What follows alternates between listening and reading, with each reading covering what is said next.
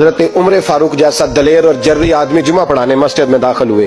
وہ جناب ابو ایوب انصاری دروازے پہ کھڑے ہو گئے, کہنے لگے عمر تیرے نوکر نہیں, ٹائم پہ آیا کر, بڑی دیر سے کھڑے ہیں. کیوں دیر سے آیا ہے؟ بڑے جلالی تھے نا حضرت عمر, لیکن وہ جلالی اس وقت تھے جب کوئی ظلم کرتا تھا, اور ذات کے لیے جلالی نہیں تھے. کب وقت پہ آیا کر, کو ملازم نہیں تیرے. تو سیدنا فاروق اعظم منبر پہ چڑھے اور فرمانے لگے اللہ ابو ایوب انصاری کا بھلا کرے. جب تک اس طرح کے لوگ موجود ہیں کوئی بادشاہ بگڑے گا نہیں.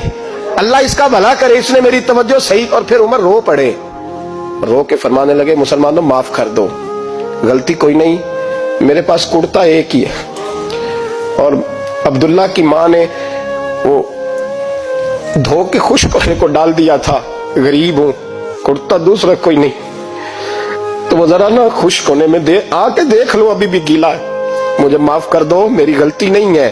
صحابہ درد کے ساتھ رونے لگے اور کہنے لگے اللہ اس طرح کے حکمران ہمیشہ عطا کرتا رہے.